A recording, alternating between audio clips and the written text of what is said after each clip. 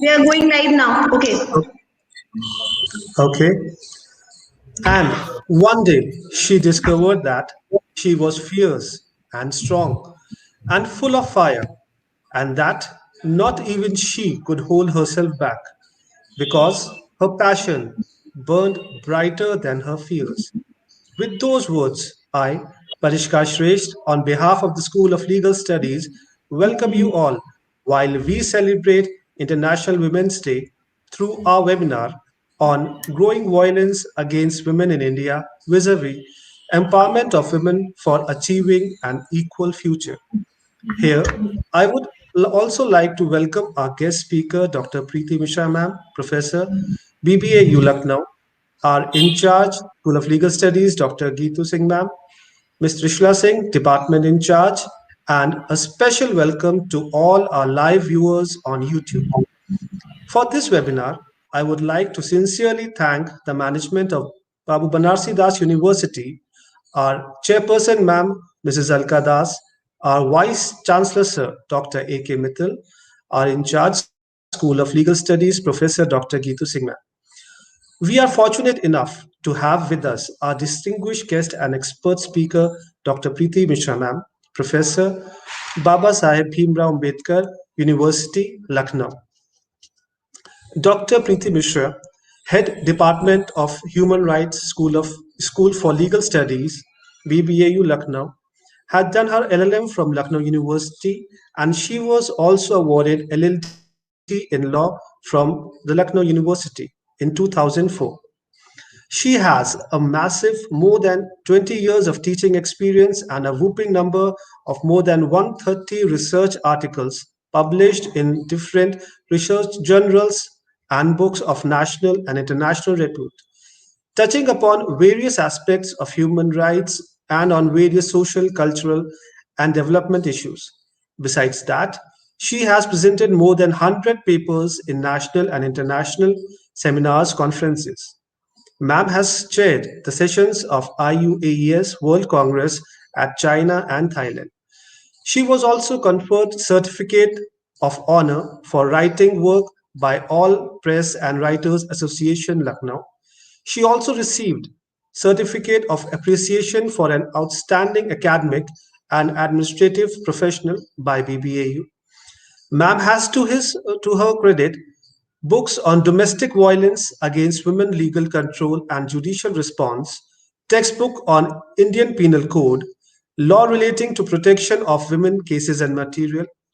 Professor Mishra also has the honor to edit the prestigious Ratan Lal and Dheeraj Lal's Law of Crimes, a commentary on Indian Penal Code 1860, the two-volume of 2013 and three volumes in 2018, and also Marriage Laws and Family Courts Acts 2015 and 18 by Asia Law House, Hyderabad.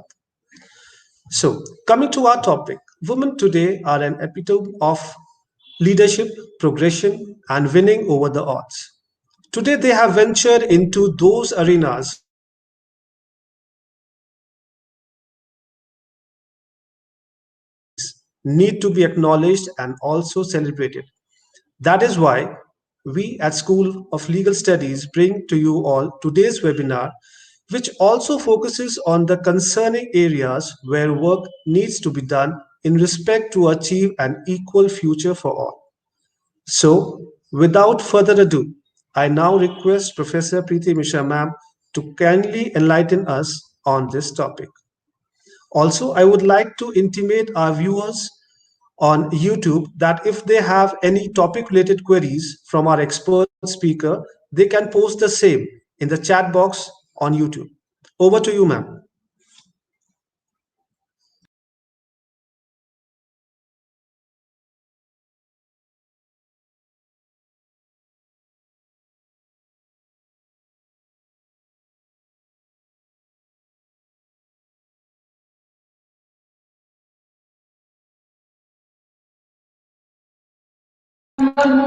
Hello, ma'am.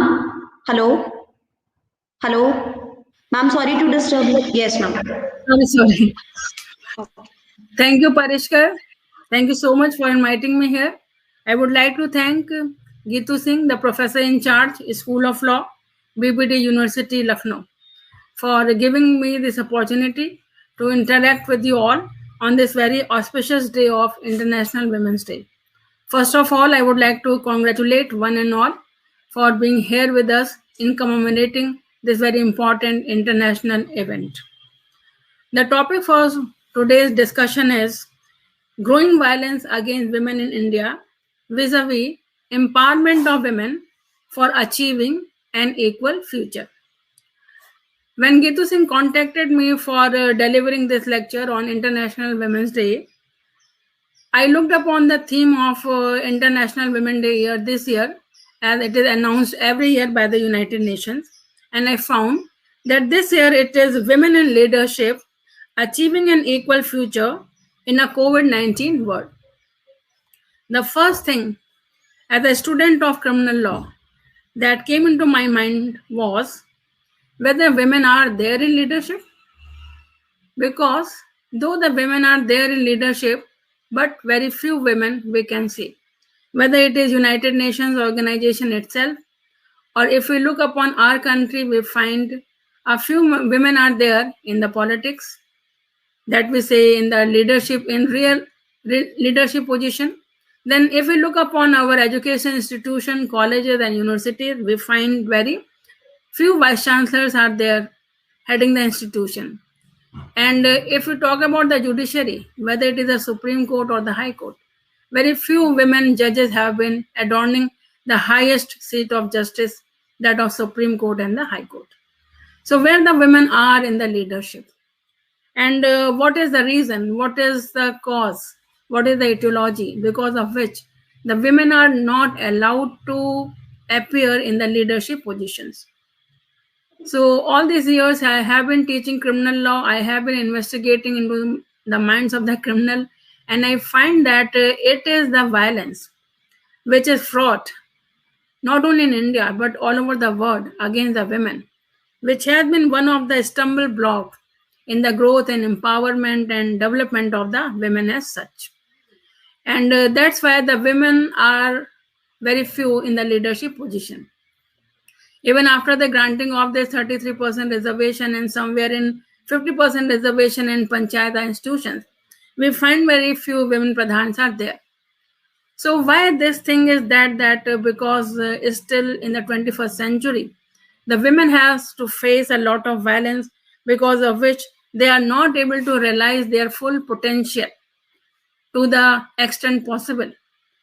And so in this particular presentation, I would like to deliberate upon what is the meaning of violence, why the women are so vulnerable to violence, what are the different causes of violence, then various efforts which have been done at the international level as well as at the national level for dealing with this problem of violence against women, so that the bottlenecks, the roadblocks can be removed and the women can have an position of empowerment and position for the purpose of achieving an equal future. So, if we look upon this term violence, we find that we find it pervading everywhere. And if we go by the official statistics that is there in India by the National Crime Record Bureau, we find that every year it is increasing. Whether you look at the pie diagram, whether you look at the histogram or anything, you will find that this graph of crime is increasing day by day. So whether this crime is occurring in the physical world or it is in the cyber world, both have increased to larger proportions as compared to earlier years. So the latest available data, that is of 2019 of National Crime Record Bureau, that is by the Ministry of Home Affairs, Government of India, it says that there has been 7.3% increase over 2018. And what are the offenses that are being committed mostly against women? That are, majority of cases are cases of cruelty against women by the husband and their relatives, the cases of kidnapping and abduction, the cases of outraging the modesty of the woman, the offenses of rape. So the rate of violence which is there against women in 2019 is 62.4%. though in 2018 it was 58.8%. So you see a large increase in 2019, 62.4. It means out of 100, more than 62 women are facing violence. And if we look at the data of the cybercrime, though recent statistics have started being gathered for this cybercrime, and there has been an increase of 63.5% in the cybercrime against women. And what are the cases? The sexual exploitation cases and that of causing disrepute to the women. It forms the major proportion of crime against women. And if you also observe the incidents that are occurring around us, whether it was a case of Unnao, whether it is a case of Badaयूं, whether it is a case of Lakhimpur, whether it is a case of Bangalore, that is the metropolitan cities. So not only in the urban areas, in the rural areas, in the metropolitan cities of the country, lots of violence is happening against women. So it is a kind of sordid state of affairs that after having 2013 amendment of criminal law, though various new crimes have been added to the statute book and the punishment have been increased up to the extent of death penalty and minimum up to the 20 years of imprisonment, still one is not shuddering.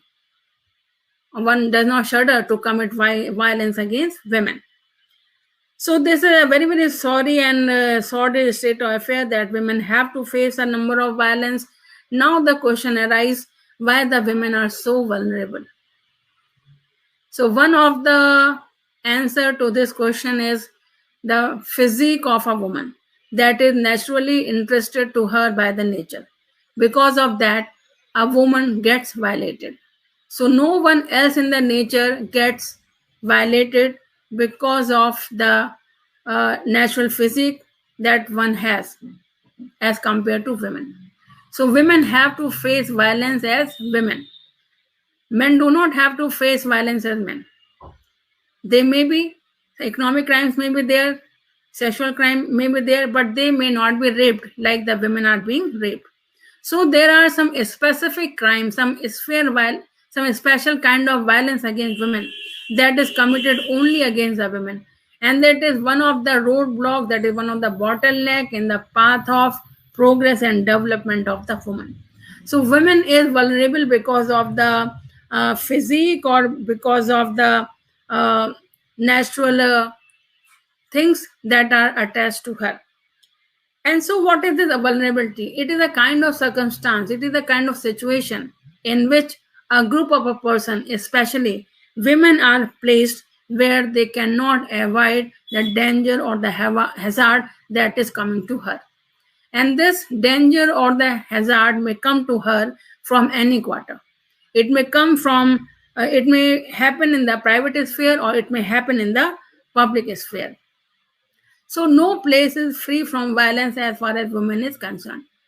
Whether it is her sweet home, or whether it is workplace, or whether it is a distance which daily every woman has to cover from home to the office or to her working place. She has to face a lot of violence. So in public transport also she has to face a number of violence.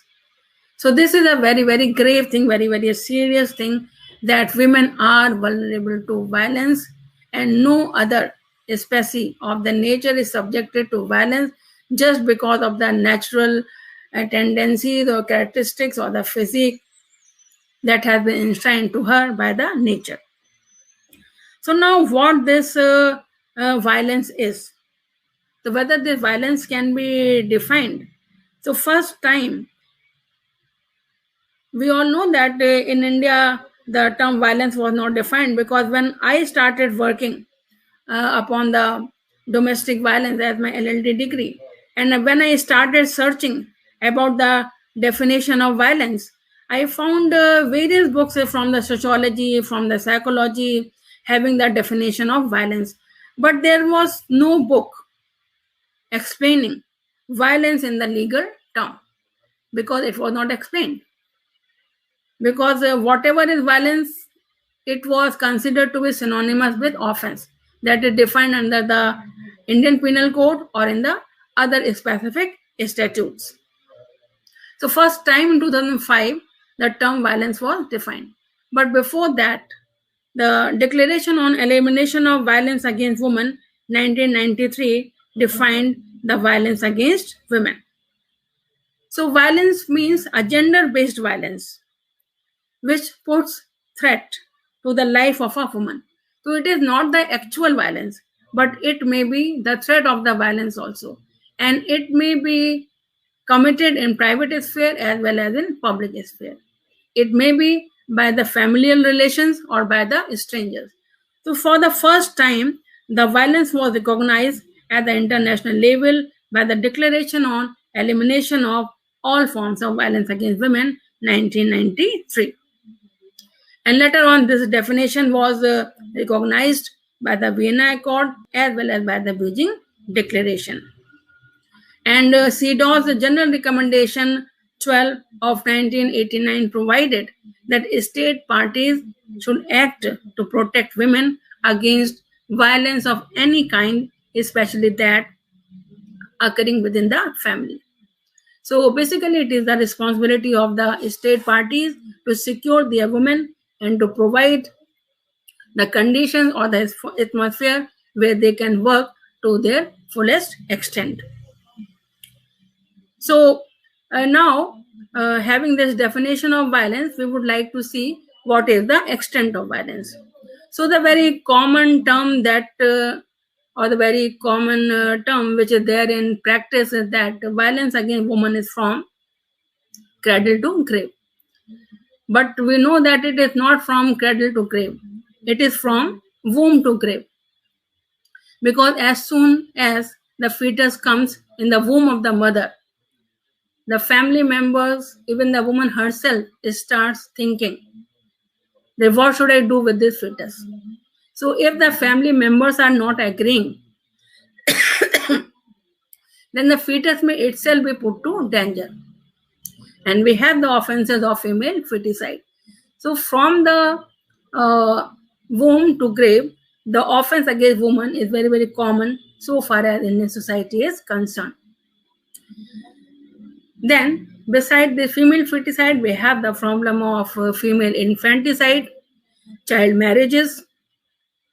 Child marriages are still common in the 21st century. And it has been noticed that more than 30% marriages are the child marriages. And this is nothing but the violation of the human rights of a girl child and ultimately that of a woman. Because due to child marriage, the girl child is denied the right to education and ultimately the right to work, which ultimately affects the growth and development of the woman. And then we have the sexual abuse, sexual assault, the cases of incest.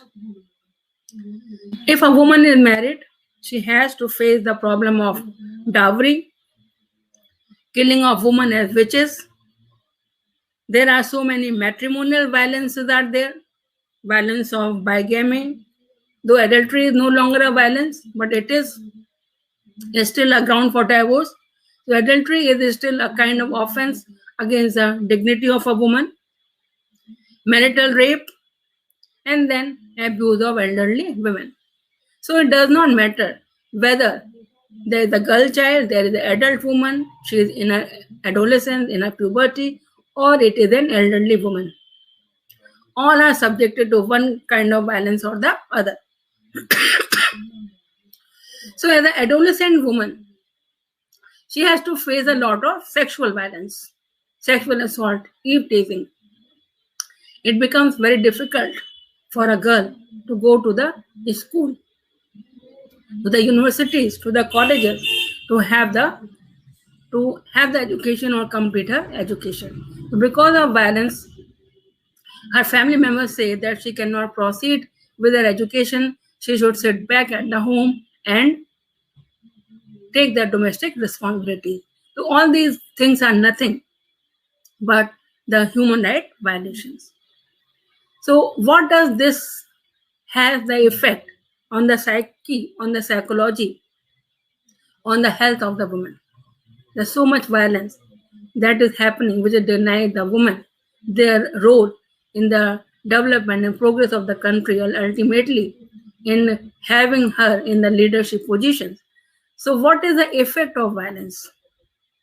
It may be physical effect, it may be psychological, or it may be emotional. Because whenever a violence is committed, a woman loses her self-respect as well as positive regard for herself. It creates a sense of fear in her. She dreads even to step out from her home. If she is to go to education, she cannot go. If she has to work, she cannot go. A kind of sense of dependency comes in the women. And when she has no economic independence, or if she belongs to a poor state of society, then there is no option but she is left to the mercy of the family members. Or if she is married, then to the mercy of the abusive partner. And because of this violence, she has to remain content with the abuse, not only at the domestic front, but also at the workplace. Because if a woman is subjected to domestic violence, she is married as well as she is working, then whatever the effect of domestic violence is, it has its repercussions on her work too. So there also at the workplace, she is not able to work to her fullest efficiency, because always there is a sense of fear in her mind that from any quarter, from any corner, the abuser may come and may cause a disrepute to her at her workplace. So even at the workplace, she is not a fear. She is not free from this sense of fear. So this ultimately affects her psyche. She behaves in an abnormal way. She loses her self-confidence. And then the physical effects are also very, very grave. Because the physical harm may go to any extent. So sometimes there may be serious injury, sometimes there may be some kind of permanent injury or the pain, and this permanent injury or the pain also results in the psychological effect of anxiety and depression. And if a woman is married, then it may result into infant and mother mortality rate. If a woman is pregnant, she is facing violence, the husband pushes her back, or she is thrown on the ground, her pregnancy is aborted. And there are live cases. I have the experiences of my students, my colleagues, my family members, where they have been subjected to these kinds of violence. And because of which they have lost their sense of confidence to work. So because of this constant fear and because of the beaten up every day, and if the husband or the relatives are alcoholic and they are drunk, then this violence becomes much more grave. This violence not only affects the woman herself, but also the family members as well as the children also. Because it has been the report of the National Family Health Survey that children are getting stunted growth because of the domestic violence that their mothers have to face at the domestic front. So this violence not only affects the women herself, but also her near and dear relatives as well as the children. So what has been done to deal with the violence cases? But before we go into the understanding of having the laws and the legislation that are there for protecting the women from the violence and providing them equal share in the developmental process, we need to investigate into the causes of violence. So one of the causes that is a patriarchal structure in our society. There is no doubt and it cannot be refuted that it is a fact that still our society in the 21st century is patriarchal in nature.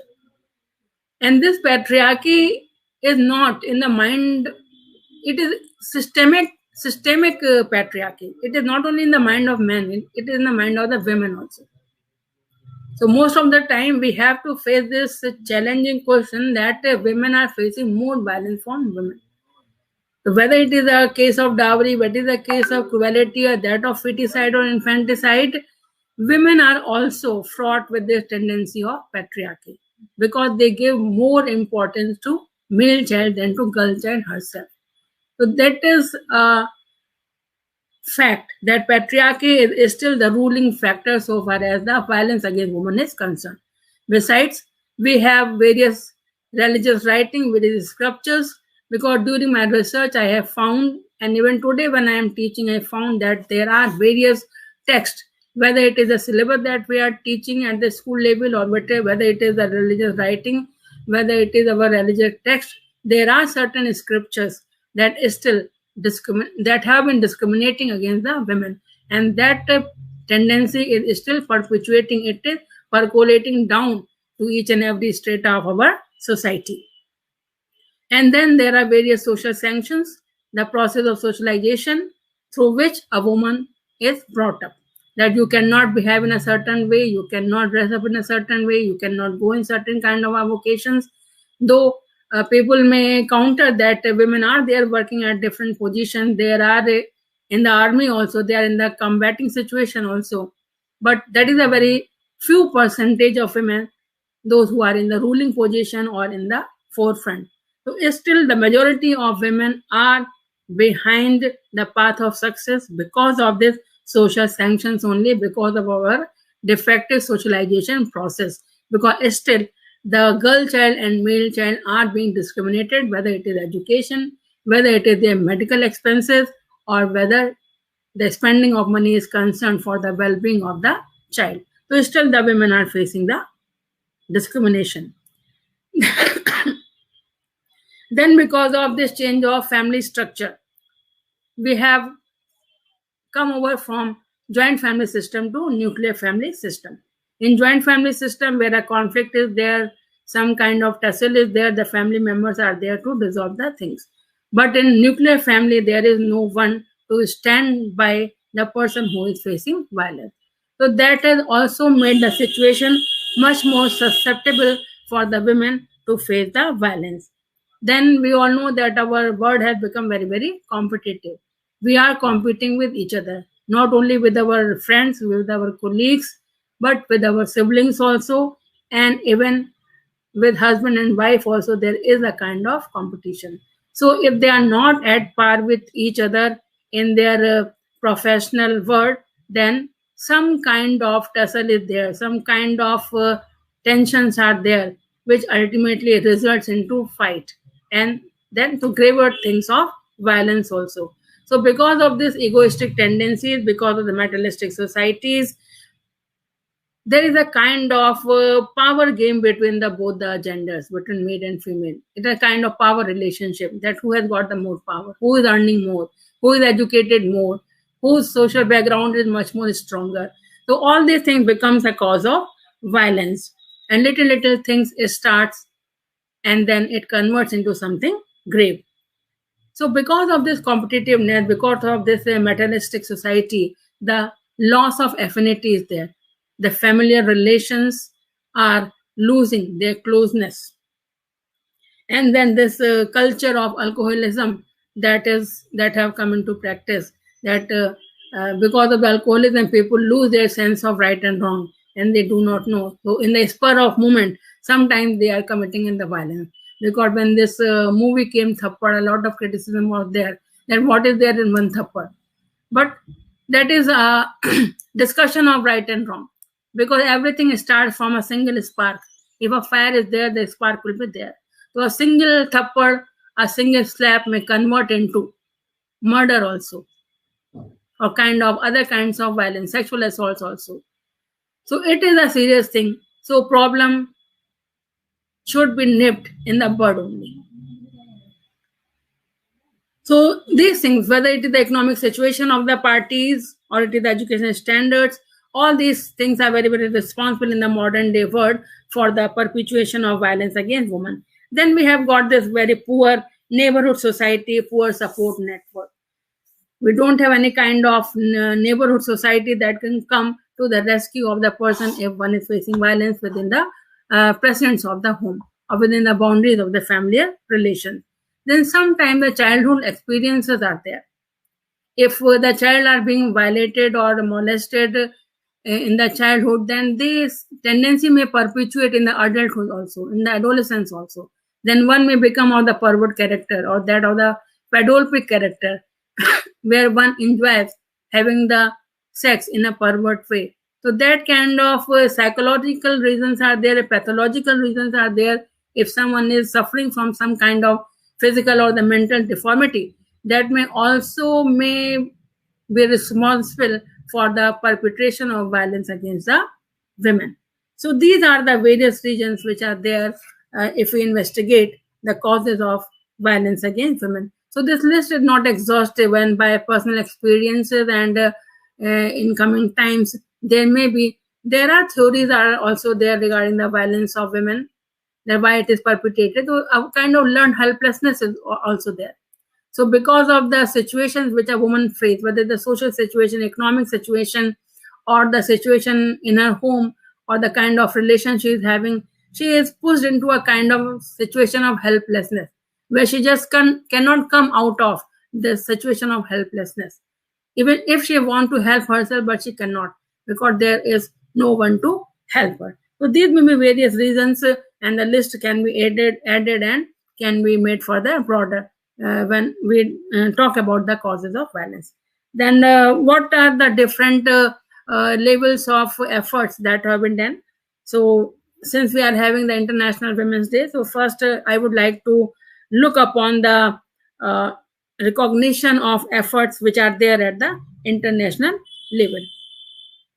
So from the time when this United Nations came, from there only the efforts started for protecting the rights of the women. So if you look upon the UDHR, you will find that its Article 1 says that all the human beings are born free and they enjoy equal dignity and rights. And Article 2 of UDHR says that everyone is entitled to all the rights and freedoms given in the declaration without any discrimination of any kind to race, color, sex, language, religion, etc. It means from the very inception of the United Nations organization, the efforts have been made that men and women are treated at par with each other. Then there are other conventions also, International Covenant on Civil and Political Rights, as well as International Covenant on Economic, Civil and Economic, Social and Cultural Rights, 1996, and both of which reinforce the concept of equality and forbid discrimination on account of sex. Then very important effort was done by the International Labor Organization in 1951 by adopting the equal remuneration for men and women workers for work of equal value. Then comes Convention on Consent to Marriage, minimum age for marriage and registration of marriages of 1962. And this convention ensures equal right to marriage to both men and women, because we have found that how this love jihad has come into being, that even the right to marriage is not secure today. Though it has been declared to be a fundamental right to get married, but one cannot marry to the person when he or she wants to. So the International Convention ensures that both men and women have the right to marriage, and they have the right not only during the subsistence of the marriage, but also at its dissolution. So this particular convention is also very, very important so far as matrimonial rights are concerned. Then we have this Declaration on Right to Development of 1986, which specifies that all the state parties will cooperate in realization of the human rights and fundamental freedom without any discrimination to race, sex, or language, etc. So each and every convention of international law speaks of gender equality, that equal rights are to be ensured to both men and women so that they may have the equal future. Now this convention, which is very, very important, that is known as the Bill of Rights or the Magna Carta for the women, is CEDAW, Convention on Elimination of All Forms of Discrimination Against Women. It is a very, very comprehensive instrument covering almost all the areas of national life, whether political, economic, social, cultural, legal, familial, even the personal also. So this CEDAW prohibits discrimination not only in public life but also in private life, and it clearly extends to family relations also. And one of the very important World Conference that was held was in Vienna, Austria in 1992, where it was reaffirmed that women's rights are also human rights. Many a times we face this question whether women have some special rights, whether women have the human rights. So very first time in 1993, it was recognized that women's rights are also human rights. And this declaration defined that what constitutes violence against women and outlined certain actions for the government and the communities that they should indulge into to prevent such acts. But in many countries, there was no consciousness that women should have the equal right to partnership, to marriage, or to equal right to property, or to equal right to education, or so far as their life is to be free from sexual assault or the harassment. So there have been a kind of tussle, a kind of discussion, deliberations, and conflicts between the feminists themselves that what kinds of rights the women should have.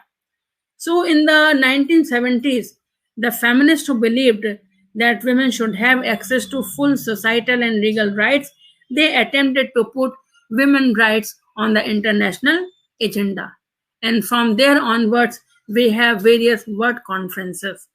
First was held in 1975, and that was celebrated first time as the International Year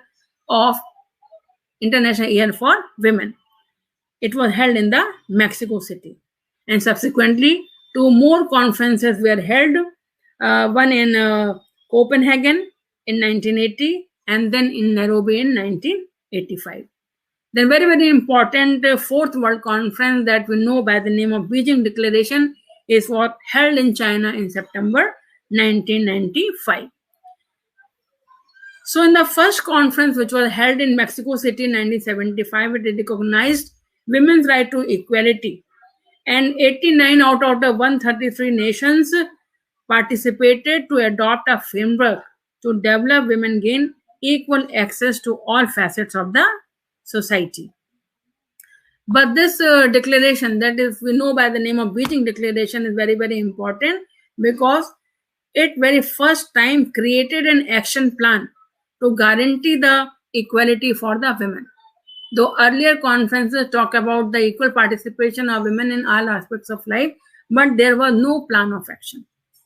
So Beijing Declaration is landmark in the sense that it created an action plan on how to guarantee the women the equal rights. And the credit goes to Hillary Clinton, who in her speech at a UN conference propelled this idea into the mainstream that gender equality as women issues, that we need to discuss gender equality as a women issue. And this phrase was very first time used by the Hillary Clinton in September 1995 at the Beijing World Conference. And in her speech, when she was delivering her lecture, she referred to a number of violations that were taking place at that time of society, that including rape, female genital mutilation. We all know in South Asia and in some part of the country, India also, this is very, very problematic, and that women do have to face the problem of female genital mutilation. Then dowry burnings, domestic violence, and the Clinton labeled that these are human right violations. So if the women are facing these kinds of violence, these are nothing but the human right violations. And she literally criticized those who forcibly sterilized women and condemned those who restricted the civil liberties.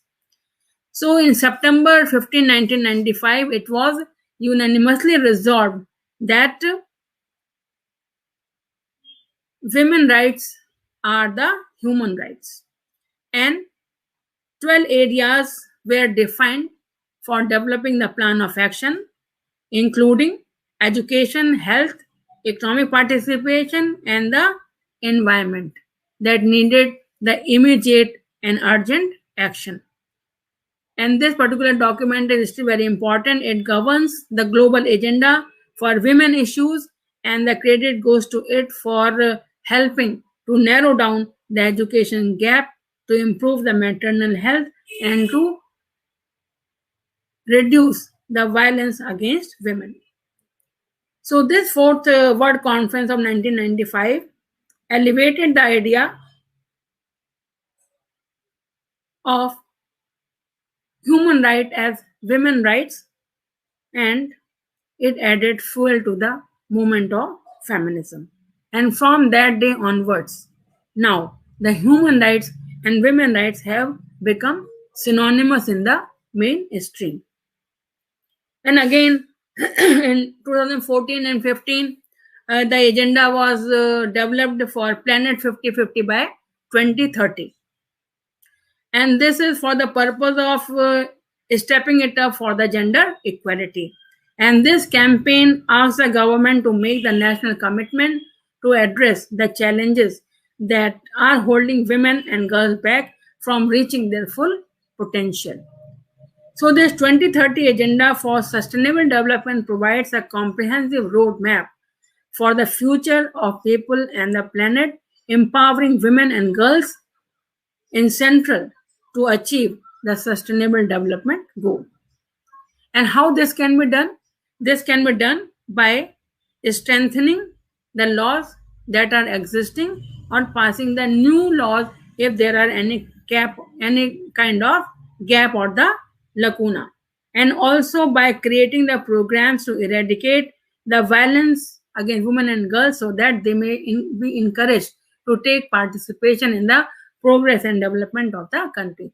So these are the international efforts which have been there till now, shunning the violence against women or trying to stop the violence against women and to ensure the equal participation, to have the equal share in future development and progress by the women. Now, if we look upon the national framework, what are the laws there for the protection of the rights of the women, protection of the human rights of women, we find that this constitution, that is the grand norm of Indian society. It starts, its preamble starts with the word, "We the people of India." It means it does not discriminate on the basis of sex. So whatever rights are given in the constitution, in the part 3rd of the constitution, in the fundamental rights, these rights are available to both men and women. So whether it is right to equality, whether it is prohibition against discrimination, whether it is right to work, whether it is right to participate in the development process of the country, or whether it is right to live life with dignity, it's all rights are available to women, and all these fundamental rights are human rights also. And if you look upon the definition of human right in the Protection of Human Rights Act 1993, we find that it also says that these are the rights relating to life, liberty, dignity of the person. So all the rights which are there as a fundamental right enshrined in the Constitution of India, these are all human rights, and these are equally available to women also in order to augment their situation. Then there are certain special rights also. If you look upon the Article 15, Clause 3, you find that special laws can be made for the protection of the interest of the women and children. And in pursuance of that, only many laws have been passed. So if we try to name a few ones only, because the list is very, very long, if we start counting the special laws protecting the rights of the women. But the special and recently enacted ones, Protection of Women from Domestic Violence Act 2005, very, very important for protecting the rights of women within the domestic relationship. Then we have this women protection of women at the workplace 2013. It is also very important to secure a free and fair environment for the right to work to the women. And this act not only applies to the women who are working in the organized sector, but also in the unorganized sector. Even the women who are the domestic workers, they also come within the purview of this act. So this act is very, very wide, So we have the specific legislation. We have the PASCO to protect the children from the sexual offences, protection of children from sexual offences Act 2012. Then we have the Child Marriage Act 2006. Recently 2006, because still this is the fact that child marriages are taking place in India, and that is denying the right to education and right to work to children. So there are various fundamental rights. The whole list is there in Part 3 of the Constitution. Then we have various directive principles of state policy, enshrining a duty upon the state to secure such a social order where the justice can ensure all the institutions of national life. So whether it is a political institution, whether it is the educational institution, whether there are the religious institutions, all need to work for the gender equality and gender equity. No one should be discriminated. But we know that still in the 21st century, we have the hindrances, we have the bottlenecks in the path of the development of the women. Women do not enjoy the right to religion even. They cannot go to certain places of worship because of the physiology that have been enshrined to her by the nature. Just because of that, she is being denied the right to religion. Then she is being denied the right to work because of the violence existing at the workplace. Then she does not have the right to secure life and right of dignity within the boundaries of the domestic relations in the name of domestic violence. So in spite of having so many laws, in spite of having this constitutional duty under Article 51 capital A, that we have to renounce the practices which are derogatory to the dignity of women. So having so many rights, having so many directives, having the constitutional duties, and moreover, the Indian Penal Code is there, where so many offences are given, whether the offence relating to matrimonial relationship, whether protecting the rights of women, or protecting the girl child, or protecting the women from the sexual violence, or protecting her from the dowry violence. So all kinds of provisions are there in the IPC, in the Indian Penal Code, and I do not want to name the section because there is no need of it, because you all are aware of it.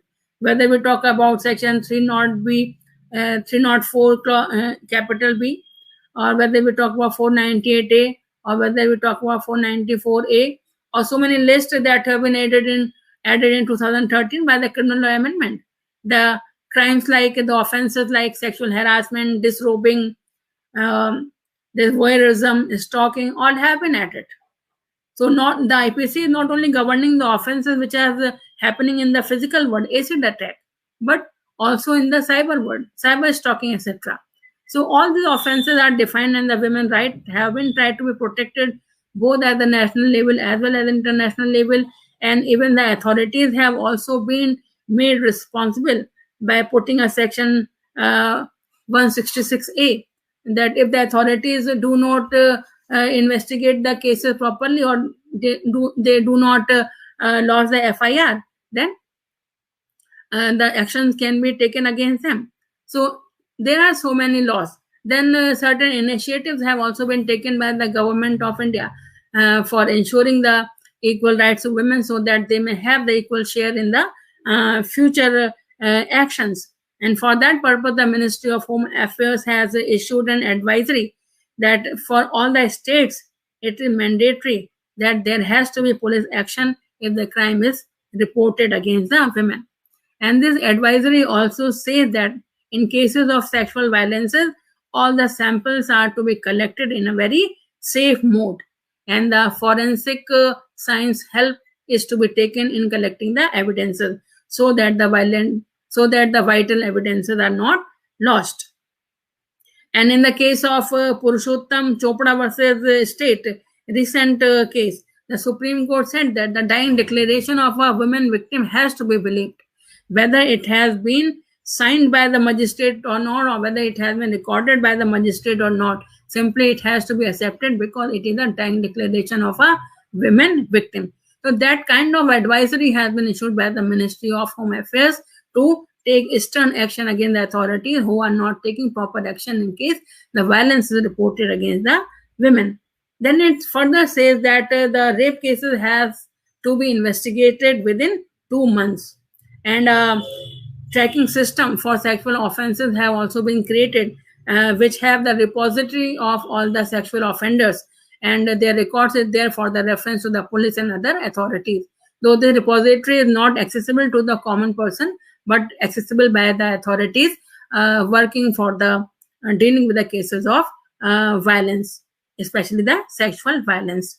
Then this UP government has also come out with a very laudable initiative of Mission Shakti program, where there is zero tolerance for the offenses against women. And our Chief Minister have declared in a very, very strict term that all the offenders will be dealt with in an iron hand.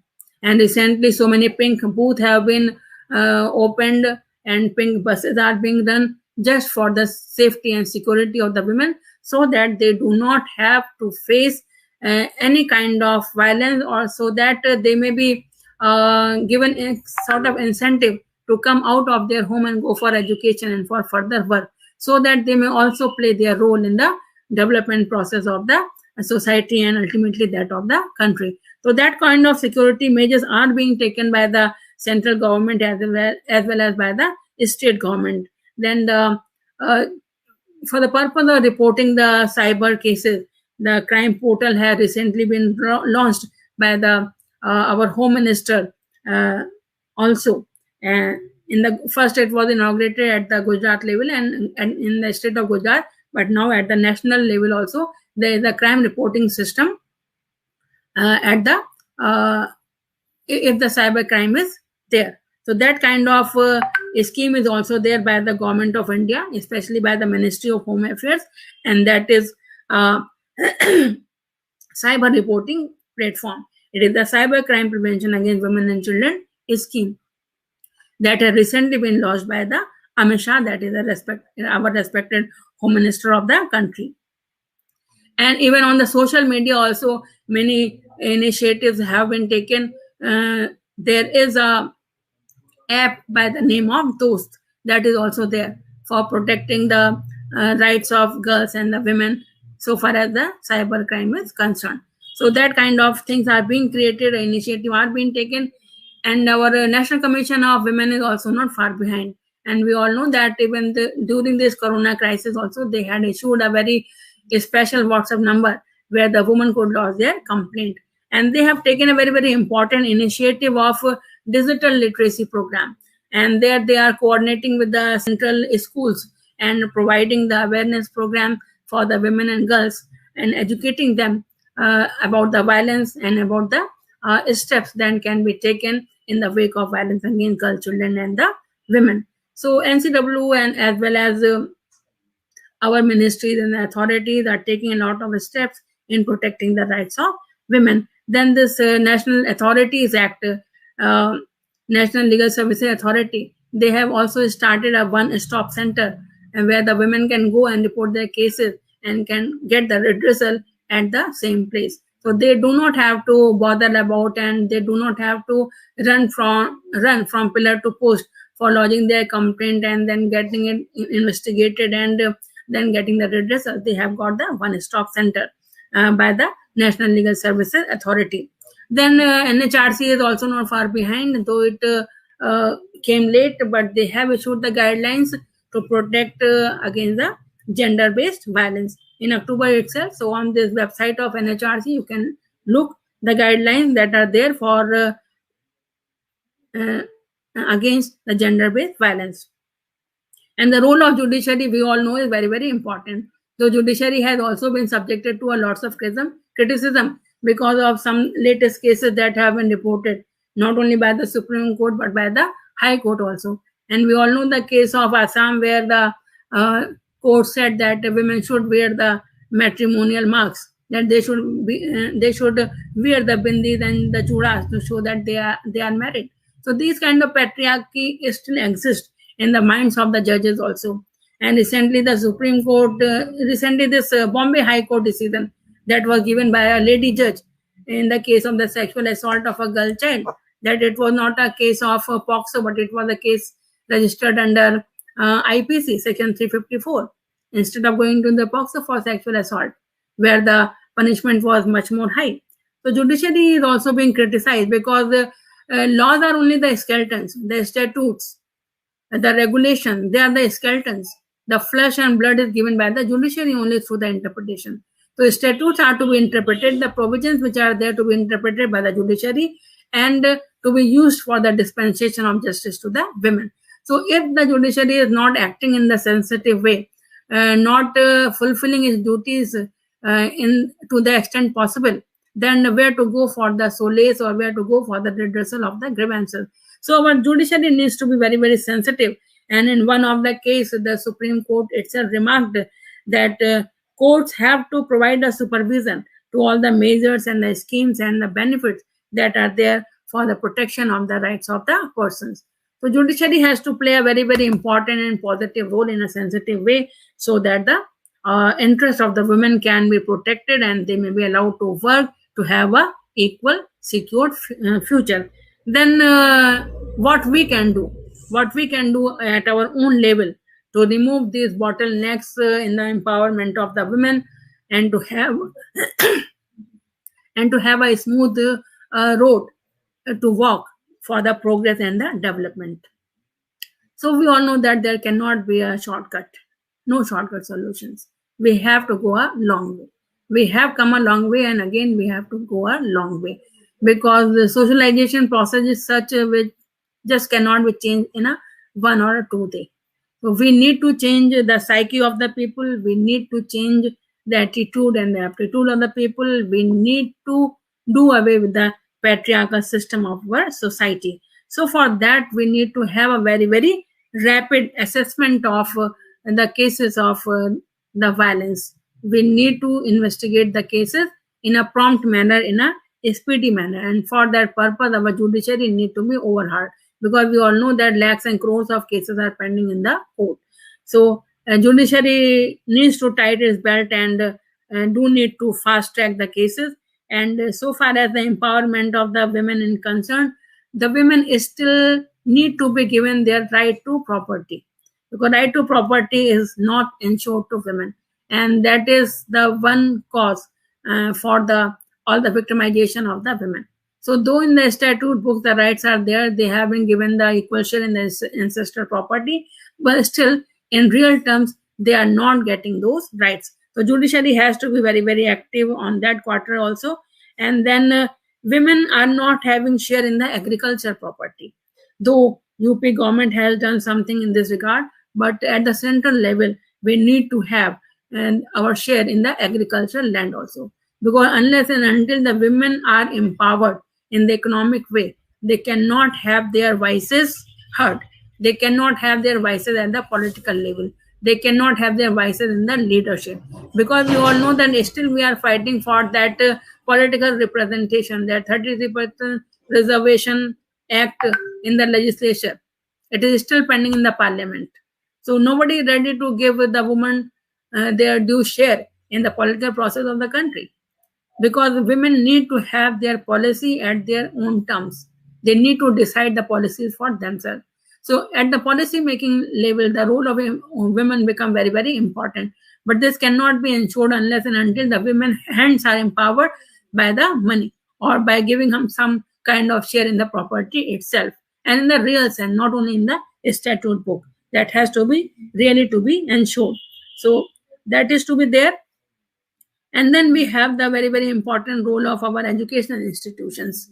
We are organizing these seminars and conferences and everything, but with a sensitive attitude, with a gender neutral attitude, because we know that violence is not only intersex, but it is intrasex also. So women are facing violence not from the men only, but from the women also. Because sometimes one woman is making the ridicule of the other, one woman is harassing the other woman also. So we have to come out of this psyche also. We women also need to respect each and every woman. We need to respect our colleagues. We need to respect our family relations. So we ourselves have to set up examples that we are there for the women if something wrong goes against them. So we women have to stand up against the women. So not only the women organization will come to our rescue for that purpose, or male organizations can be there, but we need to work at our own level also. So first and foremost, we have to say no to violence. if we are facing any kind of violence in our life, we should start raising a voice against that. And it is a positive sign. It is a positive sign these days that even the parents are coming forward to report the cases of violence that are being committed against their girls. Because earlier the girls were put behind the doors, that no, you just cannot say what has happened to you, because it will bring shame to the name of the family. But today parents, after the Nirbhaya case, a lot of opening has been there of the minds of the parents also. Now they are also coming out and supporting their girls if any violence is being perpetrated against them. So it is a positive sign, and it need to be further augmented and further. And then we need to promote a lot of co-curricular activities, co-cultural activities, where both the genders or all the genders participate in all the activities of the educational institutions. Because sometime back when I was teaching in a particular institution, and it was a minority institution, and the women were not allowed to even take part in the conferences which were there for the protection, talking about the rights of the women only.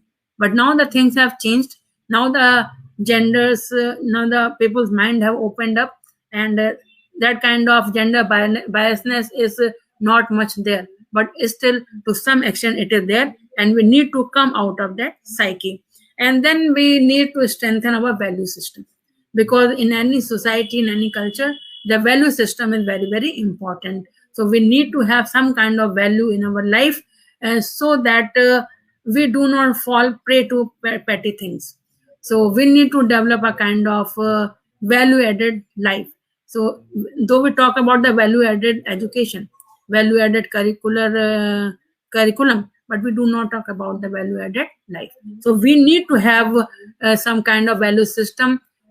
We know that India has been a value-added society, and it is known for its culture only. But if this violence will continue to happen like this only, which we are witnessing in present times, that the cases of gang rape have become more frequent, so this value system is being challenged.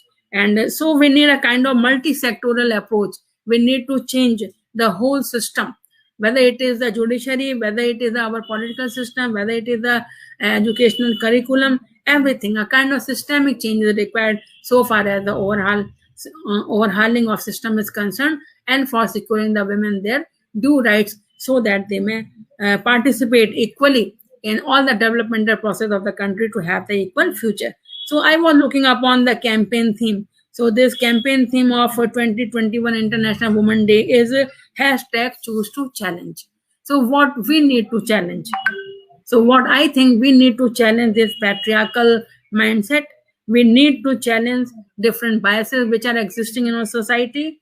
We need to celebrate the achievements that women are having each and every day. Even the small things of the women need to be celebrated if they are having any kind of success. So we need to publicize more success stories about the women. We need to raise awareness about the rights of the women. So by challenging the negative things and by promoting the positive things, I think we can ensure the equal future for the women in our society.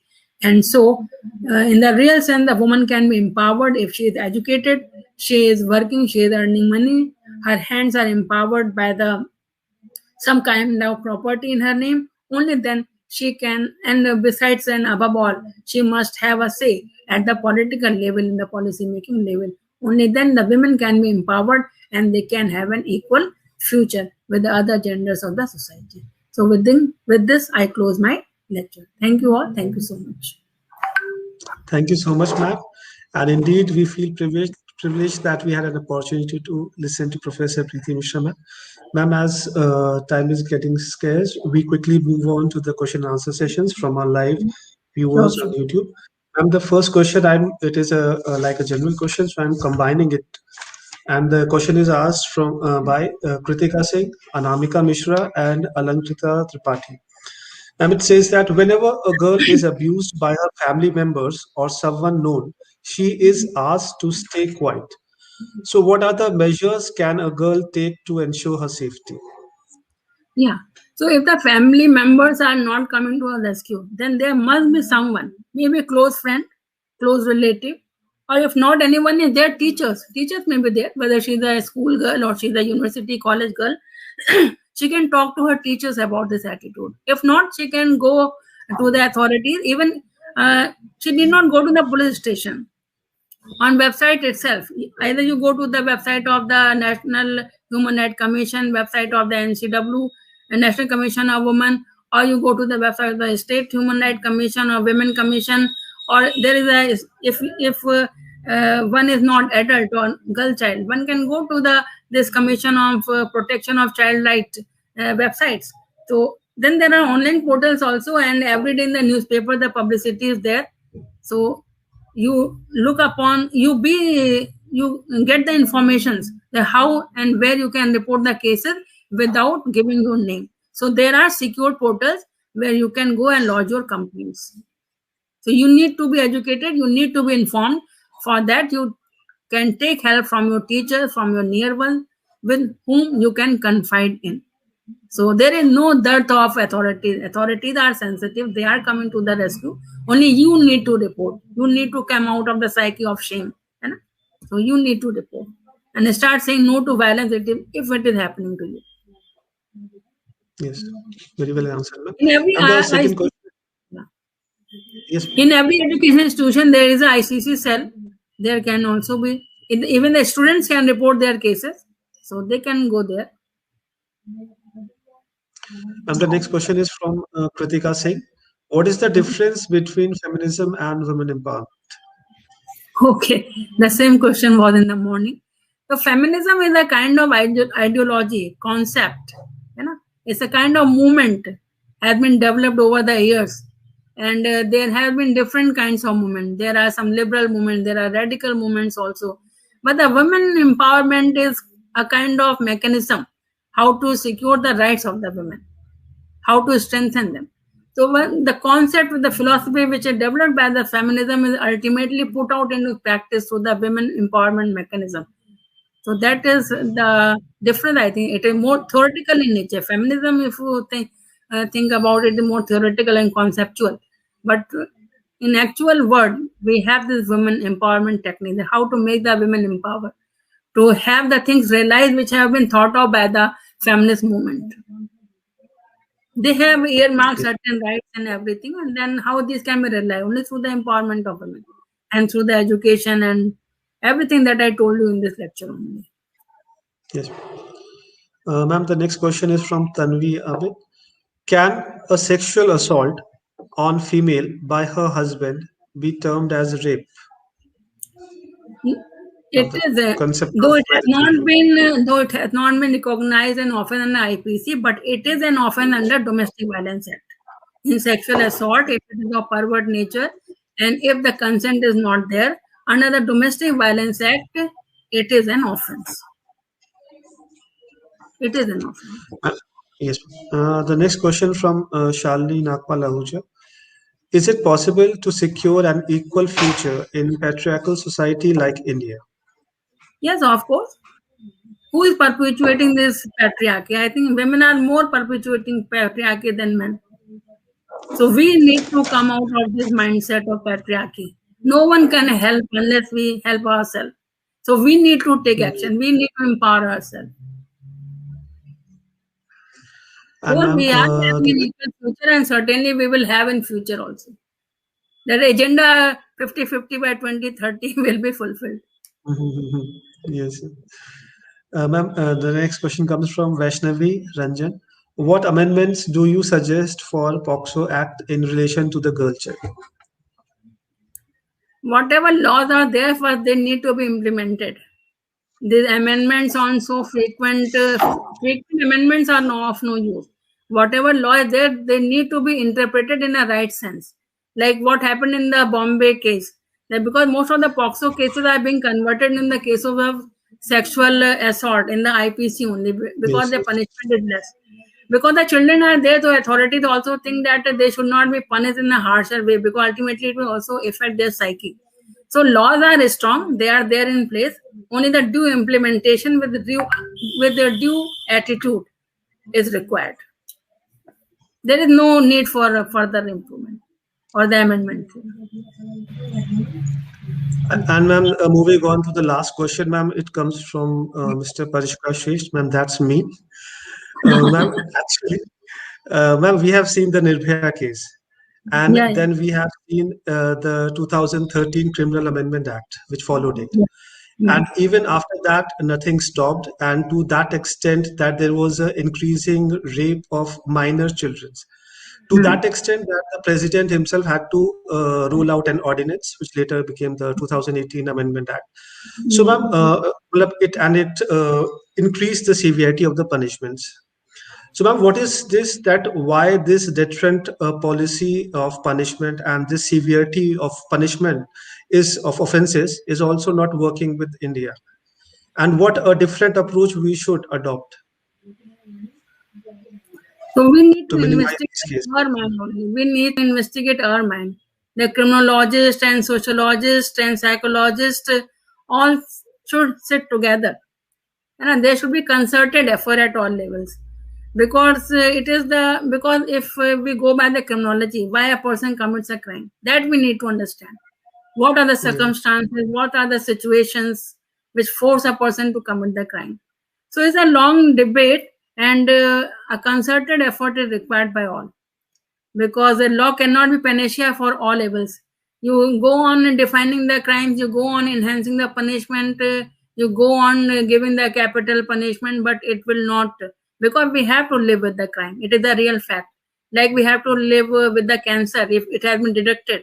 So crime will always be there in a society, but we can lessen the gravity of it, and how we can do through the law and through the other dynamics which are there. So sociologists also need to play a lot. They need to do a lot of research, and psychologists also, that what does this that decide the behavior of a person, because we all know what makes a person criminal. There are so many hormones in a particular body which flow in and work in a different way. That's why a person is pessimist or extrovert or introvert, or a criminal or non-criminal. So what are these things? So whether by having some kind of therapy or hormonal therapy, the hyperactive children can be made the normal ones.